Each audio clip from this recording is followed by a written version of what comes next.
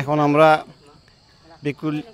তেঁতুলিয়া ডাক bungalow picnic আইটেমের জায়গায় আসছি।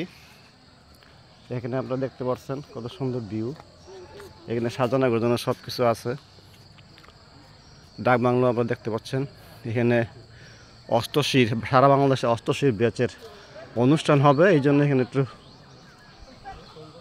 চাঁদিনা টানানো হয়েছে।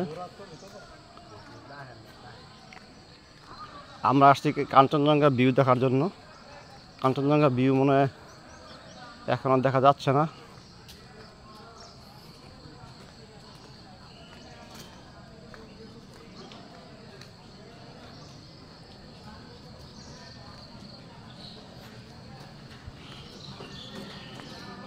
ওই দেখা যায়, তাড়াতাড়ি তাড়াতাড়ি তাড়াতাড়ি তাড়াতাড়ি তাড়াতাড়ি, এই কাঞ্চনজঙ্ঘা।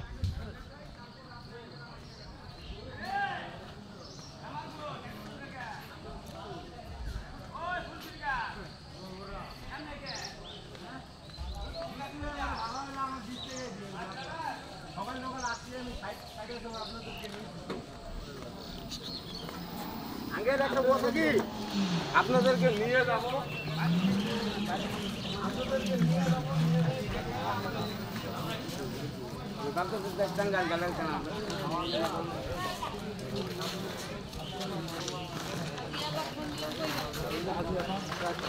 এখন আমরা ডাক বাংলোতে আছি। এই যে ডাক বাংলো ভিউ পয়েন্ট, সামনে কাঞ্চনজঙ্ঘা পাহাড় দেখা যাচ্ছে, কত সুন্দর।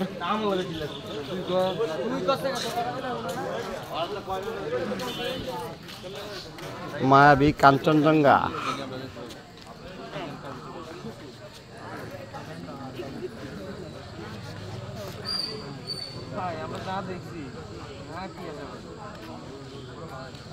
কাঞ্চনজঙ্ঘা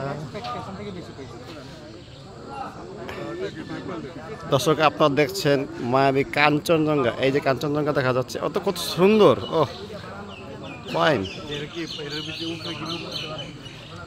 না উঠতে পারে না, মানুষ মারা যায়।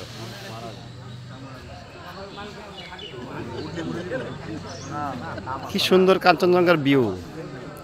তেঁতুলিয়া ডাক বাংলো থেকে সামনে মহানন্দা নদী। এই যে মহানন্দা নদী, এই নদীর পাশ থেকে আমি কাঞ্চনজঙ্ঘার ভিউ দেখতেছি, কত সুন্দর ভিউ। মন জুড়িয়ে যায়। সামনে এই যে কালো উঁচু পাহাড়ের পরে যে সাদা অংশ দেখা যাচ্ছে, সাদা যেটা দেখছে এটি হলো বরফে আবৃত মায়াবী কাঞ্চনজঙ্ঘা, যেটা ভারত এবং নেপালের সীমান্তে পড়েছে। খুবই সুন্দর।